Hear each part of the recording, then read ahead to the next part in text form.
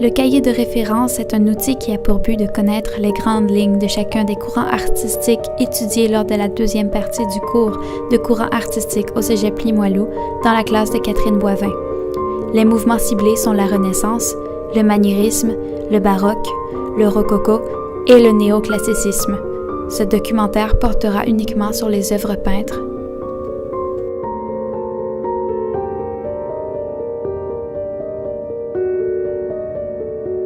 Inspiré de la culture antique de la Rome et de la Grèce, le courant artistique de la Renaissance s'enracine principalement en Italie entre 1494 et 1566. Dans cette région, la Renaissance s'exprime en éloge aux mythologies grecques, alors qu'en Europe du Nord, ce sera un retour vers les représentations fidèles de l'homme et de l'environnement dans leur réalité. C'est à cette époque qu'à l'aide de calculs mathématiques, les artistes mettent au point l'idéal des proportions pour représenter l'homme. En 1529, Albrecht Dürer termine son premier traité sur les proportions du corps humain.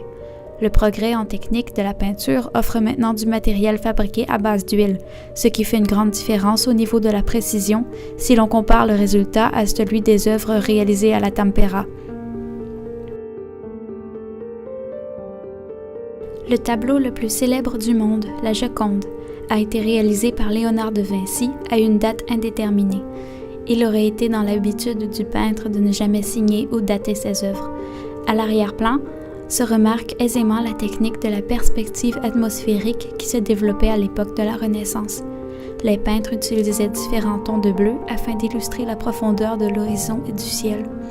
La dégradation invisible d'une couleur s'appelle stufamo. Cette technique permet de changer le ton sans créer de lignes. Le sujet du tableau est Mona Lisa, la femme du dénommé Francesco del Giocondo. Cette œuvre fut une commande placée à Vinci, mais ce dernier refusa de la remettre à son client une fois achevée.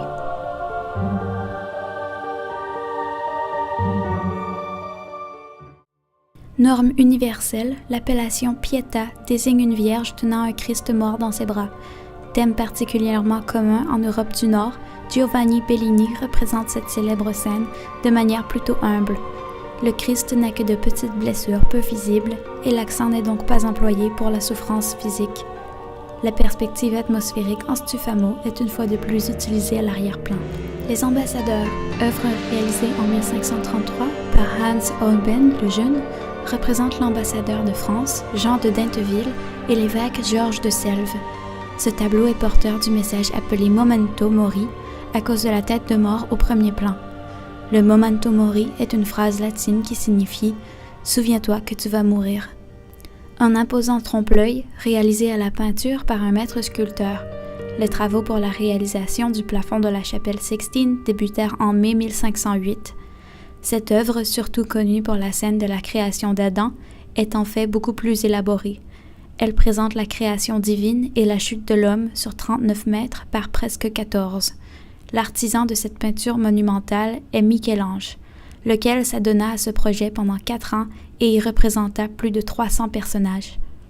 Dominé par d'imposantes architectures au style antique, mathématiciens, philosophes et tout autre savant conversent en ce lieu qu'est l'école d'Athènes. Élément central de la toile, un point de fuite repose l'œil du spectateur. C'est l'œuvre du célèbre peintre Raphaël qui fait éloge au savoir et aux inspirations humanistes de l'époque.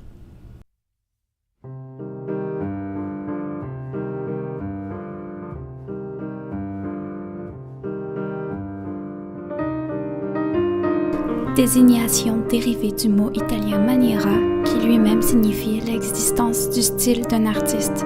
Le maniérisme sera axé sur l'originalité des œuvres des créateurs. Ce courant, souvent perçu comme producteur d'œuvres étranges, accepte les disproportions et s'oppose aux valeurs contraignantes de la haute Renaissance. Les formes sont exagérées et parfois soumises à des torsions inimaginables dans le monde physique des années 1510 à 1620. Œuvre de Florentin Agnolo Brinzino, l'allégorie avec Vénus et Cupidon est une œuvre chargée, claire et froide.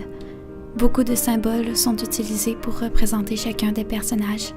Cupidon tient une flèche argent, le vieil homme personnifiant le temps porte un sablier, la femme affolée incarne la jalousie, alors que le petit homme taquin s'apprête à lancer des fleurs.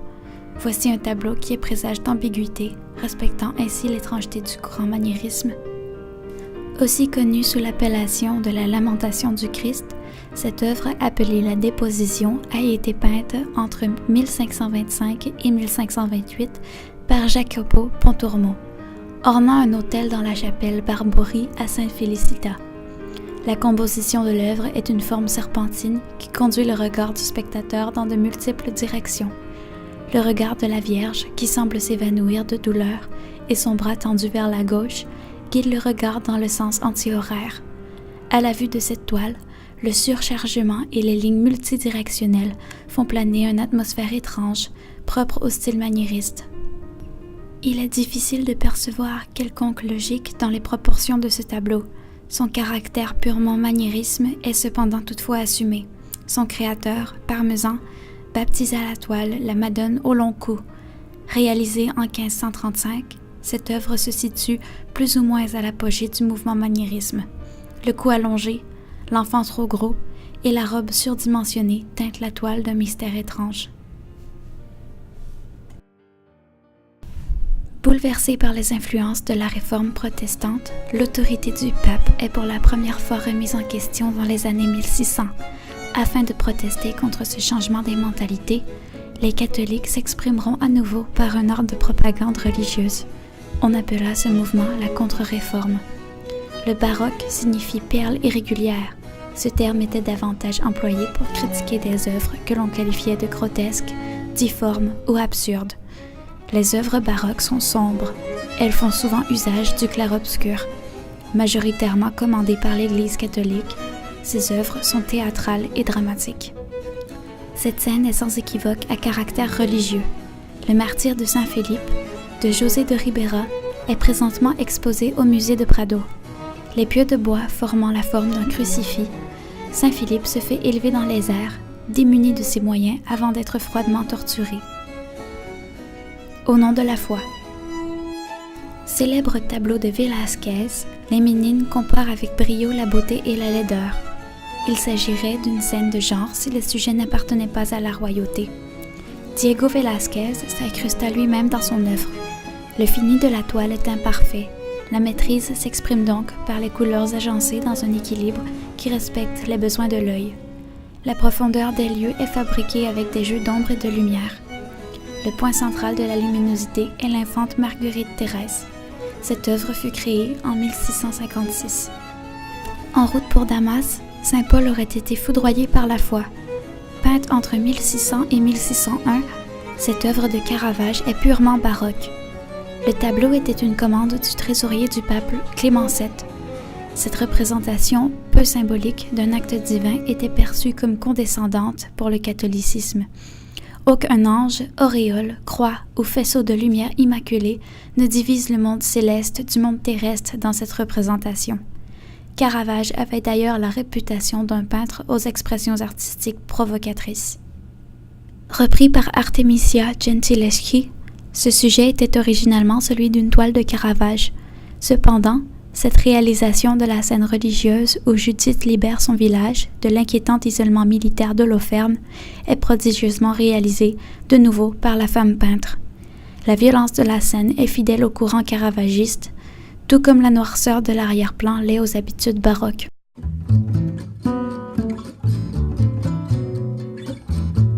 En réponse à la lourdeur du baroque, une classe sociale un peu moins sombre que celle des groupes religieux développe un goût pour les arts légers. Les nobles se plaisent à échanger leurs connaissances et leur goût artistique lors de salons d'exposition de 1712 à 1789. Érotiques, enjouées, légères et festives, les peintures qui appartiennent au courant rococo ont une tendance générale à faire prédominer la nature sur les éléments humains. Les scènes galantes où hommes et femmes se courtisent sont innombrables sur les tableaux de cette époque. Scènes de fêtes galantes où tout un chacun s'adonne à la conversation en toute tranquillité. Un paysage grandiose comme thème dominant. Peint par Jean-Antoine Watteau en 1717, le pèlerinage à l'île de Cythère et ses décors naturels s'inspirent du mythe médiéval des jardins de l'amour. L'île de Cythère est d'ailleurs dans la mythologie grecque liée à Aphrodite, la déesse de l'amour. Les hasards heureux de l'Escarpolette est une œuvre fétiche du courant rococo. La commande de cette peinture fut placée à Fragonard par un jeune courtisan. Il désirait y voir lui-même en tant qu'amant clandestin et sa bien-aimée tirée à la balançoire par un évêque. Cependant, l'image anticléricale que cela projetait aurait pu être dévastatrice pour la réputation du peintre. Ce dernier proposa en alternative à son client de remplacer l'évêque par un mari trompé. Comme le veut l'habitude du rococo, la nature est majestueuse et prédominante dans la toile. On y voit une fois de plus l'usage de la perspective atmosphérique en Stufamo. L'amant caché dans les buissons regarde sous le jupon de sa bien-aimée qui, tant qu'à elle, jette son soulier dans les airs, ce qui à cette époque symbolisait la perte de la virginité.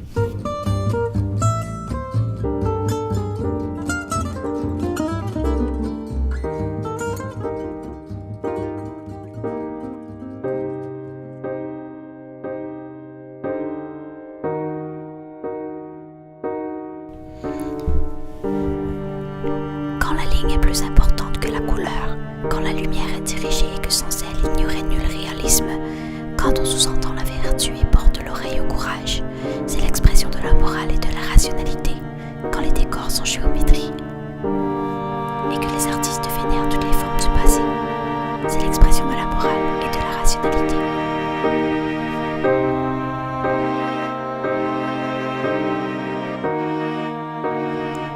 Le néoclassicisme débuta en 1748, alors qu'on découvre pour la première fois les ruines de Pompéi. Par les œuvres qui y sommeillaient et qui furent exposées au grand jour, l'art de l'Antiquité gagna en popularité et c'est de cet intérêt pour les tendances du passé que naît le néoclassicisme. Ce courant tiendra bon jusqu'aux années 1830. Il réagit aux valeurs simplistes du rococo en se plongeant dans l'héroïsme des ancêtres. L'essor de ce mouvement artistique n'est pas initié par les peintres ou les sculpteurs, mais bien par des philosophes tels que Diderot et Voltaire. Critiquant le régime politique introduit par l'art rococo, ils aspirent à un art rationnel et moralisateur.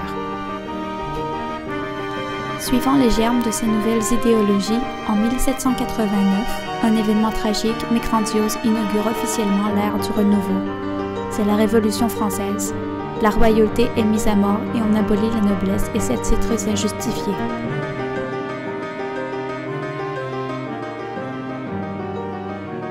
Le Serment des Horaces de Jacques-Louis David en huile sur toile est un bel exemple d'œuvre néoclassique.